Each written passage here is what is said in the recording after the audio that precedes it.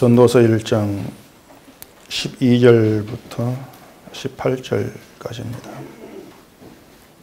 나 전도자는 예루살렘에서 이스라엘 왕이 되어 마음을 다하며 지혜를 써서 하늘 아래에서 행하는 모든 일을 연구하며 살핀즉 이는 괴로운 것이니 하나님이 인생들에게 주사 수고하게 하신 것이라.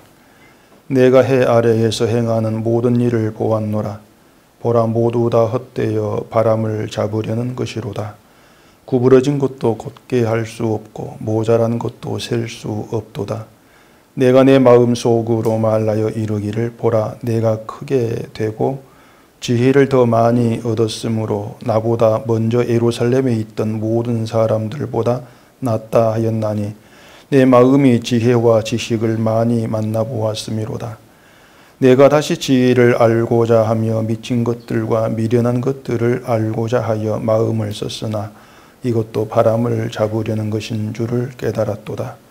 지혜가 많으면 번뇌도 많으니 지식을 더하는 자는 근심을 더하느니라.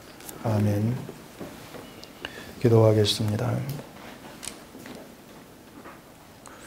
세상에서 우리가 믿음으로 사는 것이 무엇인지를 또 이 시간 말씀을 통해서 알게 하시옵시고, 우리가 어떠한 점에서 믿음이 아닌 다른 길에 있는 모습인가를 깨닫게 하셔서 온전히 주님만 향하여 가는 그런 저희가 되도록 인도해 주시옵소서.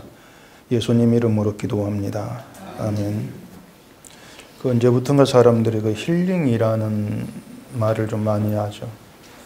예전에 TV에서도 힐링 캠프 그런 프로그램 나온 걸 본 적이 있는데, 이게 이 세상의 현실을 놓고 본다면은 왜 현대 사회에서 힐링이라는 게 필요한가, 그게 좀 의문입니다. 힐링이라는 것은 치유, 회복, 이러한 의미가 있는 것인데, 자, 그럼 현대인들이 그 힐링을 원한다는 것은 그만큼 어떤 심적으로 뭔가 문제가 있다는 것을 이제 반증하는 것이다, 그렇게 얘기할 수가 있겠죠. 그런데 우리가 살아가는 어떤 그 환경이나 형편을 본다면은 이 산다는 것이 예전에 비해서 많이 좋아졌습니다. 예전보다 더 편하게 많은 것을 누리며 살 수 있는 그런 현실인 것은 분명하죠. 그런데도 힐링을 원하는 이유가 뭘까 하는 겁니다. 살기는 좋아졌는데 왜 힐링을 원할까? 그 말은 한편으로 생각하면 어떤 그 문명의 발달이라는 거, 살기 좋은 그런 환경이 되었다는 거, 이러한 것들이 어떤 인생의 기쁨과 또 행복이 되지를 못한다, 그걸 의미하는 말이기도 하겠죠. 사람들은 갈수록 좋은 걸 많이 만들어냅니다. 그런 문명적인 것들이 사람의 육신을 편하게는 해주죠. 많은 기계들이 편하게 살게 해주는데, 그것 때문에 그 삶의 질은 분명히 이제 나아졌어요. 예전에 비해서 나아졌는데, 입을 것도 많고, 뭐 먹을 것도 많고, 구경할 것도 많고요. 제가 어렸을 때만 해도 먹을 것이 그렇게 없어가지고 제 군것질은 쌀이었습니다. 쌀 호주머니에 넣고 다니면서 조금 씹어먹고 거의 군것질이었는데, 쌀을 왜 군것질용으로 먹을까 싶어 저희 집이 정미수를 했어요, 그때. 쌀이 얘가 씻어가지고 몰래 한 줄 훔쳐서 호주머니에 넣고 다니면서 이제 먹고, 그런 시절이었죠. 그런 시절에 비하면은 뭐 지금이야 뭐 먹을 것이 여기저기 천지로 널리 있기 때문에 사는 건 참 좋다. 맘만 먹으면 맛있는 걸 사 먹고 나은 것이죠. 그런데 사람들이 사는 걸 보면 한마디로 말해 좀 팍팍하다. 누구나 다 그렇게들 아마 얘기할 겁니다. 그래서 저마다 더 힐링을 위해서 이제 방법을 또 찾죠. 어떻게 하면 내 마음 상태를 좀 낫게 힐링을 시켜볼까, 방법들을 찾아간단 말입니다. 그 힐링 프로그램으로 요즘 유명한 게 템플스테이입니다. 굉장히 유명해졌어요. 템플은 절이란 말이고, 스테이는 머물다, 그런 뜻이잖아요. 제가 아는 척 했습니다. 죄송합니다. 말 그대로 그 조용한 절에 이제 머물면서 절 생활을 통해서 마음의 안정을 찾겠다. 그런 것이에요. 아무래도 절이 조용한 산 속에 들어있다 보니까는 이제 그런 것이 그런 힐링 프로그램으로 뭐 인기를 끄는 것 같습니다. 제가 인터넷에 들어가 찾아보니까 요즘 절이란 절이 다 그걸 하고 있어요. 거의 뭐 템플스테이 해가지고 홈페이지에 있는 거기 들어가니까 전국에 절을 딱 연결시켜놨는데 거의 200~300개쯤은 뭐 된 것 같더라고요. 그래 절이 그걸 가지고 돈을 좀 벌고 있더라니까. 1박 2일이 8만 원. 다 다르겠지만 보통 8만 원. 만 원이 10만 원. 1박 2일인데. 저희가 고기 안 먹거든요. 그냥 야채, 뭐 돈도 안 들어가는데 희한하 비싸더라 싶더라니까요. 그런데 가가지고 이제 뭐 세상 일에 벗어나가지고 조용한 이제 승려들과 함께 생활하다 보면은 뭔가 심적으로 좀 달라지는 게 있겠다, 영향 받는 게 있겠다, 그런 그 심리적인 요구가 있는 겁니다. 그런 효과는 분명히 있다고 할 수 있을 겁니다. 근데 그건 결정적인 것은 그때뿐이란 것이죠. 절에가 생활할 때, 그때만 이제 세상에서 떨어져 가지고 절 속에 들어가서 그들 틀에 맞춰 가지고 새벽에 일어나서 공기 쐬면서 뭐 이렇게 하다 보니까 뭔가 좀 내가 심리적으로 안정된 것 같은 그런 기분을 느끼겠는데 일시적인 느낌일 뿐이라고 하는 겁니다. 절에서 다시 내려오면 또다시 현실과 부딪히지 않습니까? 내려오자마자. 그런 절에서의 심리적 심 상태를 그대로 유지할 수가 없는 것이거든요. 그러니까 절과 내가 사는 환경이 다른데 똑같은 심리를 유지할 수가 없는 것은 당연한 것이란 말입니다. 결국 사람들은 그래요. 그게 일시적이다 압니다. 아는데 불구하고 며칠만이라도 세상 현실을 벗어나 싶은 이제 그런 마음으로 그런 것을 찾아가기도 하는 것이겠죠. 그런 점에서 사람들이 기대하는 힐링이라고 하는 것은 사실 가능치가 않습니다. 현실 속에서는 전혀 가능치가 않는 것이죠. 뭐 절에 들어가고 수도원에 들어가고 여행을 하고 그렇게 뭐 자기가 좋아하는 것들을 다 해본다고 해도 그걸 통해서 그 잠시 동안은 뭐 기분은 되겠지만은 그게 힐링은 되지를 못한다. 가령 직장 다니는 사람이 정말 직장 다니기 싫어하는 사람이 있다고 합시다. 그 사람이 힐링할 수 있는 길은 직장 그만두는 거예요. 직장이 싫으니까. 직장 그만두고 보기 싫은 상사를 보지 않고 하기 싫으니 하지 않으면 힐링할 수가 있는 겁니다. 그런데 직장을 그만둔다고 해서 문제길이 아니거든요. 먹고 살아야 되니까. 이렇게 다 이제 문제가 연결이 되어 있는 것이죠. 그리고 우리는 이 문제를 피하면은 저 문제에 붙들리는 것이고, 또 저 문제를 피하면은 이 문제에 붙들리는 것이고, 그런 현실 속에 우리가 들어 있는 겁니다. 때문에 진짜 현실은 힐링은커녕 항상 수고하고 살아가요. 수고하고 고생하면서 힘들게 살아가는 것이 우리의 인생이다. 그게 결론일 거란 말입니다. 이런 인생에 대해서 전도자가 13절에서 이런 얘기를 합니다. 마음을 다하며 지혜를 써서 하늘 아래에서 행하는 모든 일을 연구하며 살핀 적 이는 괴로운 것이니 하나님이 인생들에게 주사 수고하게 하신 것이라. 자, 우리가 수고하고 고생하는 것, 인생의 수고 자체가 되어 있는 것이 하나님께서 주신 것이라 이렇게 얘기합니다. 하나님 주신 수고야. 이런 말을 들으면 좀 짜증이 나지 않습니까? 이왕 하나님 주신다면 좀 좋은 걸 주시지. 하필이면 그 수고와 괴로움을 줍니까? 이런 생각이 나기 마련이란 말입니다. 사실 그런 생각을 하지 않을 수는 없는 거예요.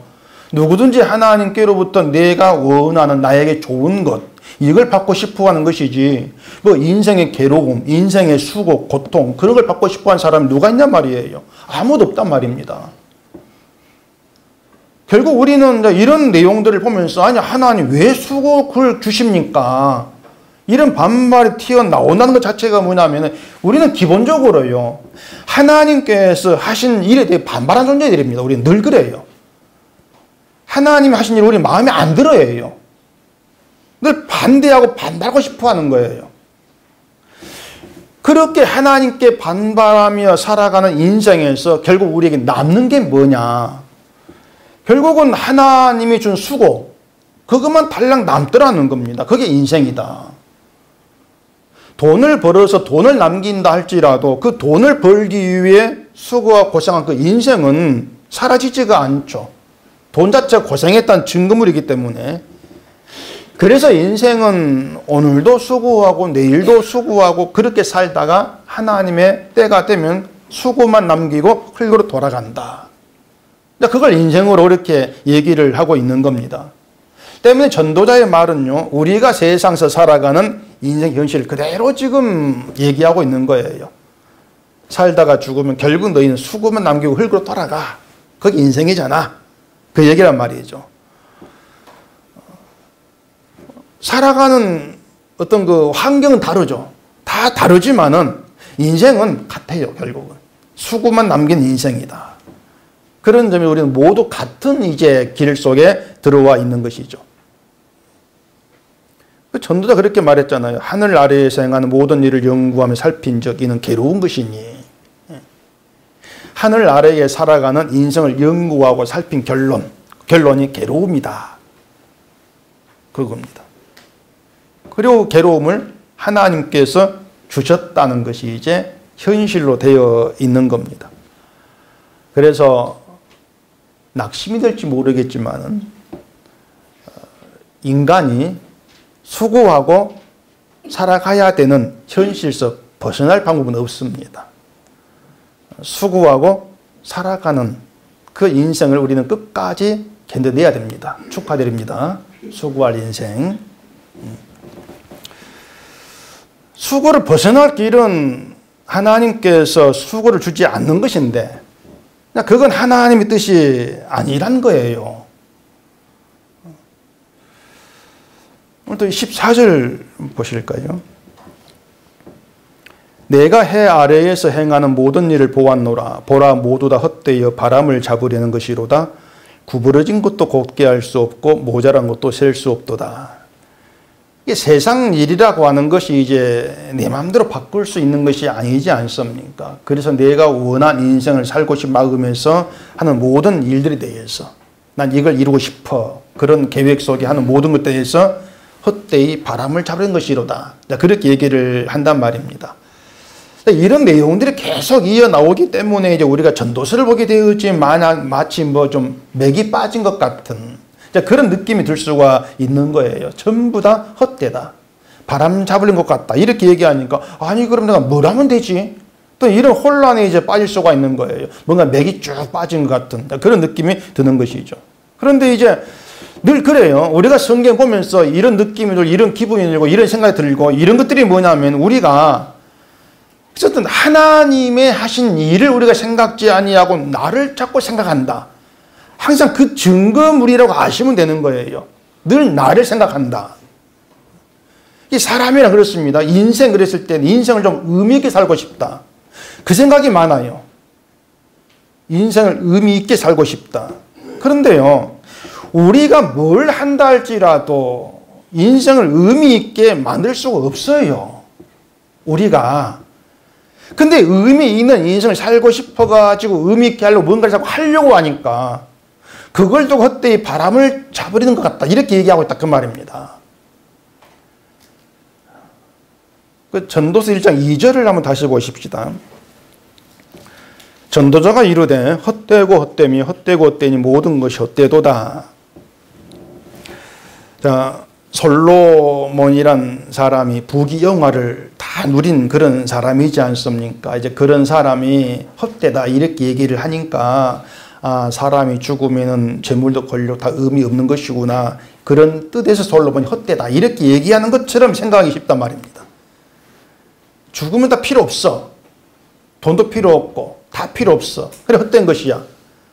그렇게 이해들을 많이 해요. 근데 그런 말은 불교도 합니다. 불교가 하는 말 중에 유명한 말이 있죠. 공수래 공수거. 빈손으로 왔다가 빈손으로 간다. 그게 인생이다. 불교 얘기거든요. 그렇게 빈손으로 왔다 빈손 가는 것이기 때문에 사람이 재물에 욕심 부릴 필요가 없다. 그거예요. 어차피 빈손으로 갈 건데 재물 욕심 내봐야 그 가져가지 못할 거 헛된 것이 아니냐. 그렇게 얘기한단 말입니다. 근데 솔로몬이가 헛되다가 얘기하는 것이나 공수래 공수나 이제 그런 같은 의미를 이해를 해버리니까 그럼 기독교나 불교나 결국 같은 말 하는 것이 아닌가. 자꾸 이런 평을 듣는 거예요. 자, 우리는요, 세상의 모든 것을 하나님께서 이미 작정하시고 일하셨다는 시각에서 봐야 하는 것입니다. 세상 모든 것을 하나님 작정하시고 하나님이 일하신다. 그리고 하나님의 일하심은 예수 그리스도로 다 이루어졌습니다. 그게 성경 이야기예요. 다 이루어졌다. 근데 우리가 하나님이 다 하셨다는 걸 어떻게 알고 어떻게 실감할 수 있는가 하면은 우리가 하는 것들이 아무런 가치 없는 것으로 드러난다는 거. 그걸 통해서 내가 일할 것은 없구나. 이게 실감이 돼야 되는 거예요. 내가 일할 것은 없는 것이구나. 그럴 때에 내가 뭔가 이루기 위해서 하고자 하는 그것들이 헛되구나. 그렇게 얘기가 나와질 수가 있는 거예요. 전에 말씀드린 것처럼 다윗의 아들, 그 다윗의 아들이란 말은 다윗과 같은 죄 가운데 난 솔로몬 아들, 그 뜻으로 제가 말씀을 드렸는데, 죄 가운데 난 인간에게 필요한 것은 죄 문제에서 해결되는 것입니다. 죄에서 벗어나는 거예요. 근데 그 방법이 우리에게는 없다는 거예요. 세상에 그런 방법이, 그런 길이 없어요. 우리가 뭘 해서 죄가 용서받는 것이 아니고 성전에서 죄 없는 제물의 희생 제물의 피, 죄 없이 흘린 그 피가 죄를 용서되지 않습니까? 그걸 보여주는 게 성전이, 그걸 보여주는 성 예루살렘이 있는 것이고, 그 솔로몬은 예루살렘 왕이라 이렇게 얘기를 했단 말입니다. 자, 제단서 피 흘려 죽은 희생 제물의 피가 죄를 용서한 그것이 하나님 작정이에요. 작정하신 일이고, 그 일이 예수님이 오시고 십자가 죽으심을 다 이루었다는 겁니다. 그걸 두고 하나님이 다 하셨다. 우리 그렇게 얘기하는 거예요. 하나님이 다 했습니다. 그리고 우리는 하나님께서 다 이루신 그 세계에 들어와 있습니다. 지금 부름받아서. 예수 안에 그거지 않습니까? 하나님이 다 했습니다. 거기에 들어와 있는 거예요. 그럼 제가 늘 얘기하죠. 하나님이 다 하신 세상에 들어왔다면은 우리는 뭐냐? 할 게 없다는 겁니다. 그게 선언이에요. 할 게 없다. 그럼 뭘 할까요? 할 게 없다는데 뭘 할까? 이걸 왜 묻냐? 그 말이에요. 그래서 신앙이라는 게 뭐냐면요. 하나님이 다 했습니다. 이걸 보여주는 십자가 앞에서 내가 할 일은 없습니다. 그러면서 다만 하나님의 용서의 은총을 구할 뿐입니다. 그 고백이 있는 걸 신앙이라 그러는 거예요. 그게. 이런 믿음 안에서는 내가 날 위해서 뭔가를 해보겠다는 모든 게 헛된 거예요. 왜냐하면 가치가 없는 것이거든요. 헛된 것이다. 내가 어떤 이런 의미 있는 일을 해가지고 가치 있고 보람찬 인생을 살아보겠다. 그게 헛된 거예요. 인간 시각이 굉장히 얄팍한 게 뭐냐면은 내가 의미 있는 일을 하면 내 인생이 의미 있게 달라질 거라고 여긴다 얘기했단 말이에요. 인생이라고는 달라질 게 없어요. 어떻게 안 달리지 하면은 죄된 인생이라는 거, 저주의 인생이라는 거, 이건 달라지지가 않습니다. 그런데 뭔가 이런 일을 해서 내 인생을 좀 바꿔보게 해서 가치 있게 이렇게 나와진다면은 또 세상 적을 내가 얻으면 적을 치면 내가 가치 있게 되겠지. 이렇게 나와진다면은 그 모든 것이 다 헛된 거. 이렇게 얘기하는 것이죠. 그래서 솔로몬이가 모든 헛된 이렇게 얘기하는 것은 그냥 인생이 다 허무해. 이건 의미가 아니고 하나님이 다 이루었다. 다 하셨다. 그 속에 들어오니까는 모든 헛되더라. 뭘 해도 그것이 우리에게 가치 있는 것으로 다가오지를 않더라. 그 고백을 솔로몬이 그렇게 하고 있던 거예요. 그래서 우리가 예수 그리스도를 믿는다고 했을 때에는 늘요, 우리가 이걸 하면 좀 의미 있겠지, 이걸 하면 신앙으로 보이겠지 이렇게 생각되는 그 어떤 것들도 예수의 피의 은혜로 이루신 그 일들을 대체할 수가 없다는 거, 늘 그것만 좀 명심해 주시면 되는 것입니다. 예수의 피로 이루어진 그 어떤 일에 대해서도 대체될 것이 없다. 그걸 갖고 있어야 돼요. 그래서 세상 구석구석을 돌고 돌면서 어떤 의미 있는 일을 찾아보려고 한다 할지라도 결국은 십자가로 오게 되어 있습니다. 십자가 안으로. 그래서 우리가 십자가 앞에 나오게 될 때에는 난 헛된 존재입니다, 이런 자기인식이 있어야 되는데 자꾸 헛된 존재가 아니고 가치 있는 그런 존재가 되고 싶어 하기 때문에 뭘 해야 될까? 그 생각에서 벗어나지를 못하는 거예요. 하나님께서 그 아벨 제사를 받고 가인 제사를 받지를 않았지 않습니까? 사람들이 그런 내용을 딱 봤을 때 어떤 생각을 얼른 하겠습니까? 가인 제사를 안 받고 아벨 걸 받았어. 성경에 있어요. 그걸 봤어요. 뭐 어떤 생각할 것 같습니까? 사람이 지혜라는 것이 어떻게 흘러갈까요?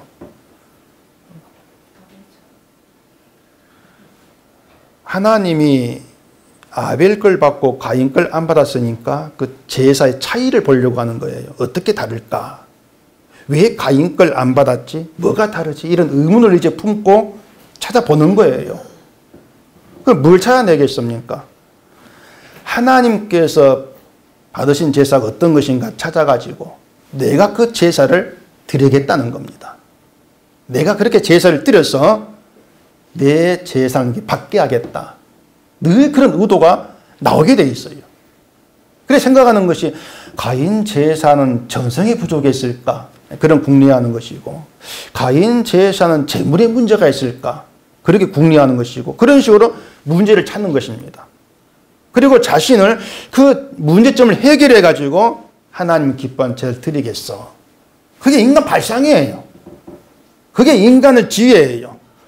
그게 뭔가 하면은요, 자기를 헛된 존재로 보지 않는 인간, 헛된 수고라는 것입니다. 어떤 방식으로 제사 드린다 할지라도 하나님은 인간 걸 안 받아요. 아벨을 받아, 아벨 선택된 인간이었어요. 그렇기 때문에 내 수고를 가지고 뭔가 하나님 마음에 들어보게 된 모든 것들이 바람을 잡으려는 것과 똑같은 것이다. 그렇게 얘기를 하는 것이죠.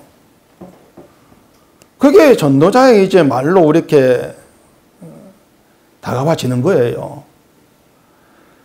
그래서 우리가 이 솔로몬의 얘기를 우리가 보고 있으면은 그냥 뭐 인생의 허무 이것을 얘기하는 것이 아니고 하나님과 인간의 관계 속에 철저하게 인생을 파하고 있는 것입니다. 세상을 그렇게 이제 보고 있는 것이고요. 그래서 그 전도자의 시각이 뭘까? 그걸 우리가 늘 좀 들여다보셔야 되는 거예요. 그렇지 않으면 이 전도서라고 하는 것이 그냥 인생의 허물을 얘기하는 그냥 그런 의미로 또 이해할 위험이 굉장히 많게 되어지는 것입니다.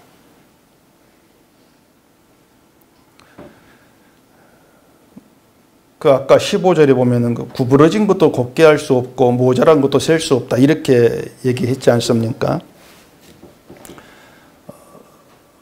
인간 자체가 구부러진 것이에요.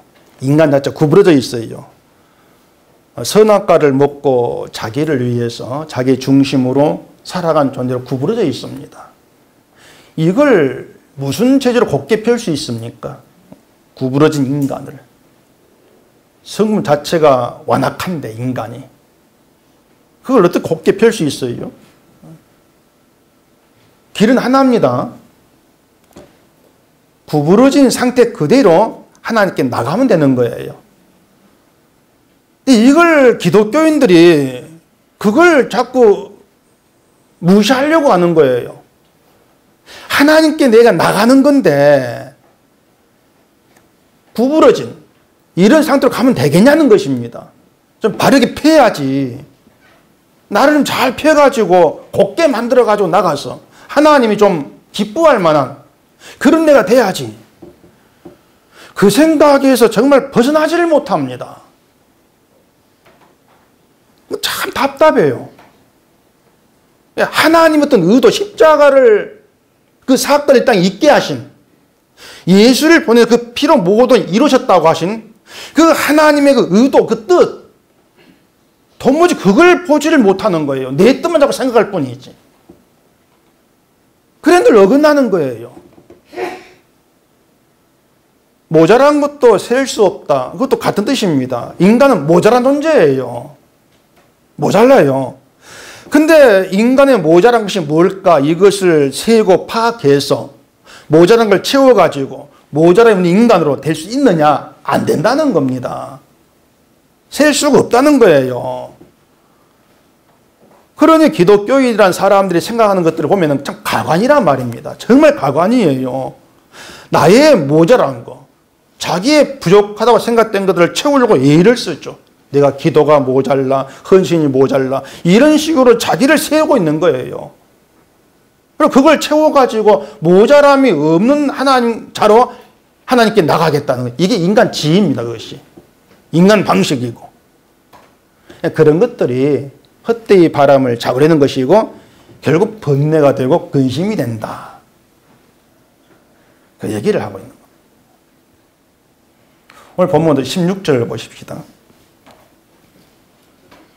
내가 내 마음속으로 말하여 이르기를 보라 내가 크게 되고 지혜를 더 많이 얻었으므로 나보다 먼저 예루살렘에 있던 모든 사람들보다 낫다 하였나니 내 마음이 지혜와 지식을 많이 만나 보았음이로다. 내가 다시 지혜를 알고자 하며 미친 것들과 미련한 것들을 알고자 하여 마음을 썼으나 이것도 바람을 잡으려는 것인 줄 깨달았도다.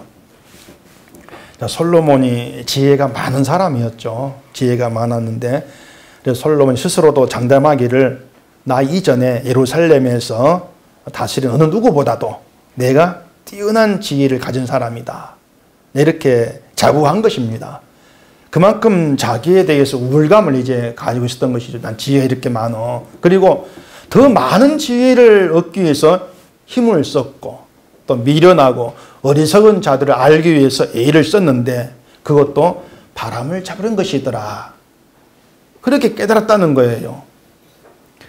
자, 이런 솔로몬의 말을 보면서 우리는 성경이 우리에게 뭘 지금 얘기하고 있는가를 분명히 해야 됩니다. 그게 뭐냐면 성경 우리에게 말하는 것은 너는 이런 인간이라는 것입니다. 너는 이런 존재라는 거예요. 그러니까 이런 인간이 되어라는 게 아니에요. 넌 이런 인간이라는 걸 알라는 겁니다. 넌 헛된 존재일 뿐이다. 그렇게 자기 헛됨을 통해서 하나님이 하신 그 일만 헛되지 아니야. 이걸 깨달았 그 말이에요. 우리 일은 다 헛된 것인데 하나님이 하신 그 일만 헛되지 않은 것입니다. 그걸 아는 게 지혜가 있다 그 말입니다. 그걸 아는 게. 때문에 지혜는 하나님이 알게 하시는 것이고 내가 찾고 연구한다고 되는 게 아닌 거예요. 그걸 솔로몬이 알고 나니까 자기가 지혜를 더 많이 얻기 위해서 연구와 찾고 하는 것이 헛된 것이었구나. 하나님이 알게 하는 것인데 그렇게 고백을 하게 되는 것입니다. 이걸 보면 솔로몬이 지금 말하고자 하는 것이 무언가를 알 수 되는데 하나님이 다 하시는데 내가 수고하고 내가 일하고 내가 힘써서 뭔가 되고자 하는 이루려고 하는 거 이것이 다 헛된 것이었다. 그 고백인 것이죠. 아까 그랬죠. 하나님 인생들에게 괴로움을 주고 또 수고하게 하신다고 했는데 수고하게 하신 것도요. 수고하고 그렇게 고생하며 살아가면서 나의 모든 수고도 헛된 것이었다. 그걸 알라는 겁니다. 그렇게 헛된 것들을 알아가면서 항상 결론은 하나님께서 하신 일만 헛되지 않습니다. 이렇게 모아지는 것이 하나님을 아는 것이고 지혜가 있는 신자다. 그런 의미로 드러나는 거예요. 그래서 제가 또다시 여러분께 말씀을 드리는 것은 어떻게 하면 됩니까? 하는 생각은 다 밀어내십시오. 제가 이렇게 하면 됩니다. 말해도 헛된 것들입니다. 어떻게 하면 될까? 이것이 없습니다. 그런 생각들이 여러분들을 많은 번뇌와 근심이 있게 하는 거예요. 어떻게 해야 되는데 이 생각이 있어요. 있는데 그 어떻게라는 걸 내가 못하니까 부족하니까 그게 근심이 되고 번뇌가 돼요. 내가 이래가지고 신자일까? 늘 그렇게 나갈 수밖에 없는 거예요. 그래 18절에 그러죠. 지혜가 많으면 번뇌도 많으니 지식을 더하는 자는 근심을 더하느니라. 이 번뇌라는 말을 보니까 불교가 말하는 108번뇌 생각나는데 이 번뇌가 108가지다. 그게 이제 아니고 이 벌레는 많다. 그런 의미 108 이런 용어를 썼다 그래요. 자, 그게 불교 교리가 이제 발달하면서 세부적으로 이제 그 번뇌를 나누었다고 하는데 그게 불교 내에서도 어떻게 나눈지를 확실히 모른다고 합니다. 108번뇌라고 하는 게. 근데 불교가 말하는 번뇌라고 하는 것은 그 사람을 괴롭히고 어지럽힌 마음 상태. 그게 불교가 얘기한 번뇌예요. 그 번뇌를 다스리려고 108 그 염주, 그걸 손에 또 돌리고 또 그 절에 가서 그 108 절이 108 예? 아 108배. 나이가 들어가지고 108배도 하고 다 그게 108 번뇌를 다 끊기 위해서 하는 이제 그런 작업들인 것이죠. 불교도 보면 순전히 자기 노력이에요. 내가 힘쓰고 내가 노력하는 거예요. 도를 깨닫고 내 스스로 번뇌에서 벗어나고 그 불교예요.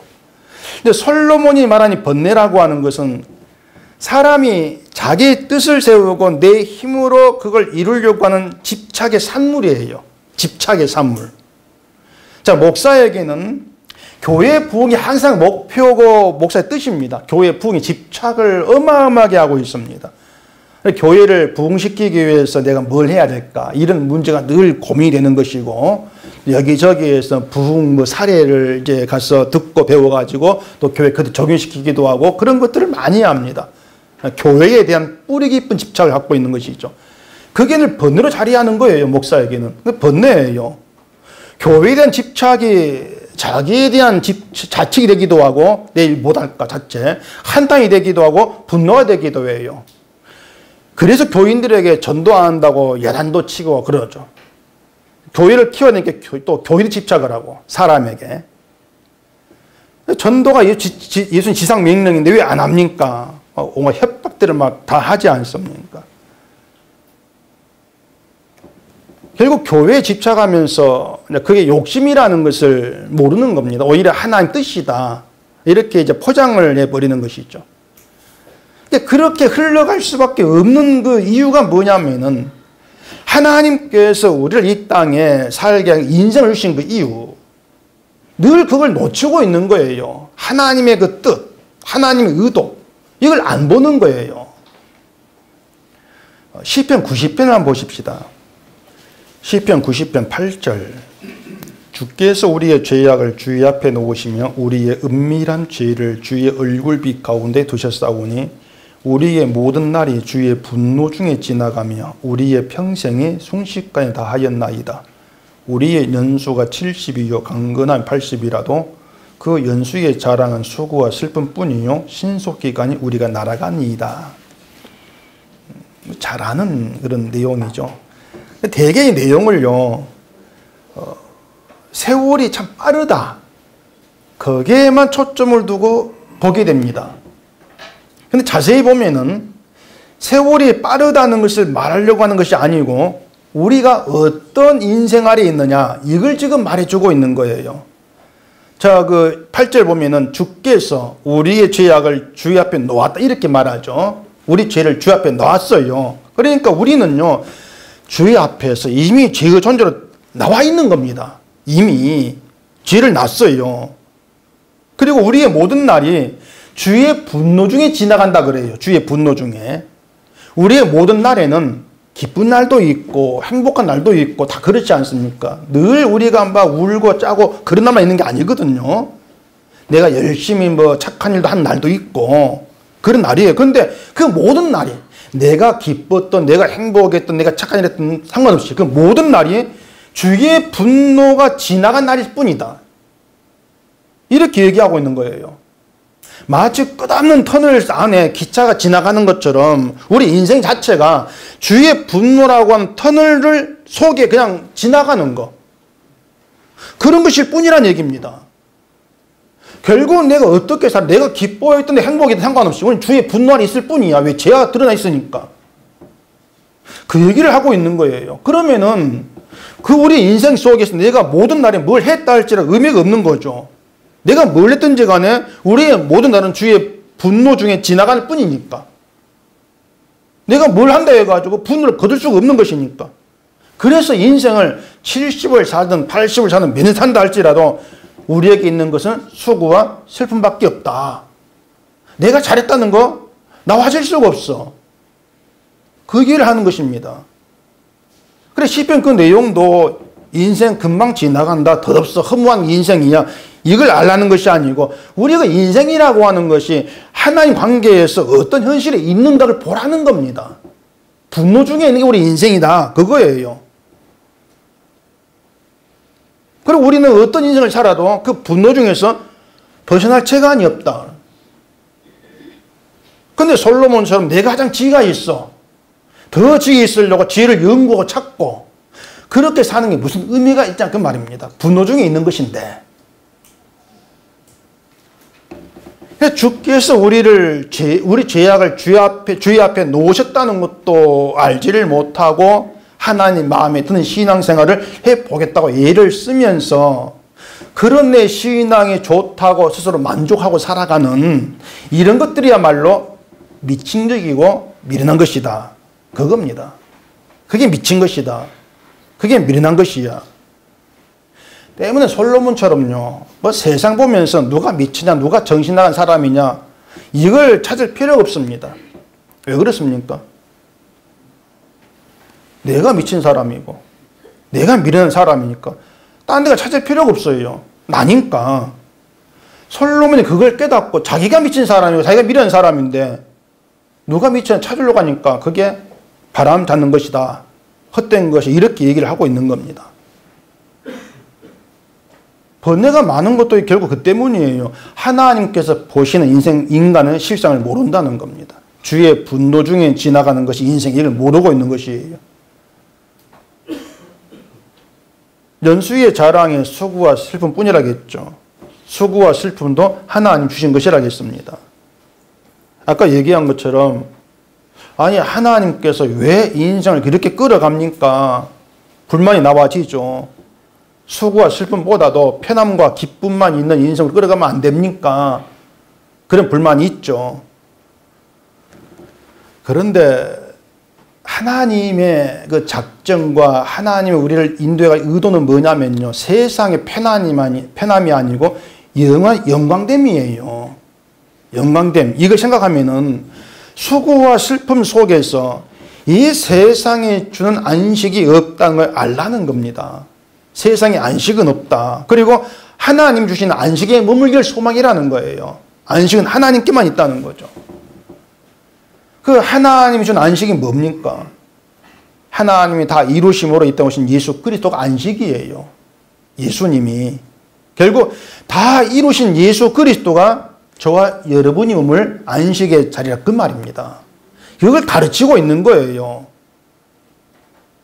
자, 다시 얘기할게요. 우리 죄악을 주의 앞에 놓으셨다고 했습니다. 주의 앞에 놓인 그 죄악이 예수의 피로 용서가 되고 덮인 거예요. 그게 안식의 세계예요. 죄가 덮였다. 이게 안식이에요. 우리의 안식인 예수님 우리에게 요구한 건 아무것도 없습니다. 우리는 그냥 죄의 존재, 구부러진 그 존재, 어긋난 존재 그대로 나가면 되는 거예요. 그러면은 저주가 당연한 그 나에게 베풀어진 주의 피의 은혜가 얼마나 정귀하고 놀라운 것인가를 깨닫고 또 깨닫게 된다 그 말입니다. 그 깨달음이 저주의 존재로 나가야 되는 것이지 구부러진 걸 내가 고쳐가 곱게 피해가지고 떴다는 사람 나가겠다. 거기에는 그 영생 은총이 없죠. 내가 그러면 자기 되고 나가는 것인데 은혜가 있을 수가 없는 것이죠. 그건 안식이 아니라는 거예요. 그래서 예수님의 그 은혜 안에서 우리를 보게 되어지면은 우리의 수고라고 하는 모든 것은 헛된 것이다. 항상 그 결론으로 내릴 수밖에 없어요. 그 헛됨을 아는 게 이제 하나님이 참된 신자인 것이죠.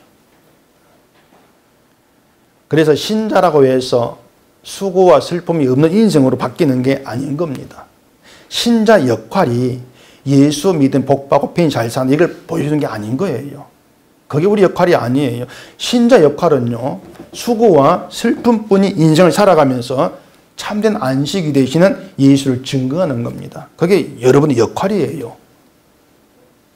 그래서 신자이기 때문에 하나님이 수고를 주시는 것이고 고난도 받게 하시는 거예요. 그 역할 해라고. 신자이기 때문에. 예수님이 고난 받으심으로 우리에게 안식이 되신 것처럼 이제 우리가 그 주의 고난에 참여됨으로써 예수님이 안식이 됨을 증거하는 것.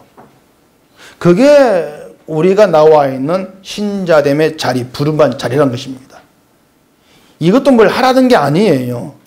수고와 슬픔밖에 없는 인생 속에서 예수 그리스도가 기쁨이 되고 감사가 된 그런 신자를 머물고 살아 그 말입니다.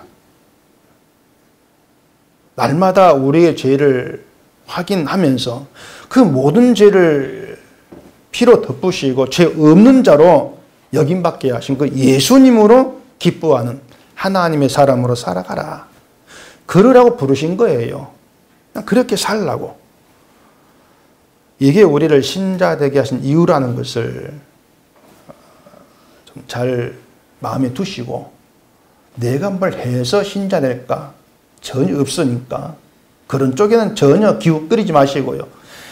예수로 다 이루어진 그 은혜 안에서만 재밌게 살아가시기를 바랍니다. 기도하겠습니다. 우리 아버지 하나님, 하나님께서 다 이루셨다고 선언되는 십자가의 세계, 우린 그걸 늘 놓치고 살아갑니다.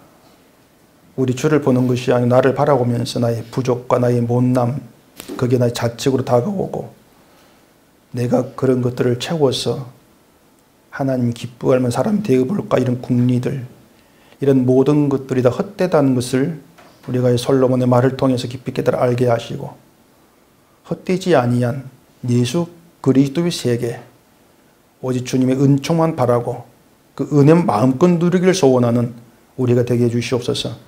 예수님 이름으로 기도합니다. 아멘.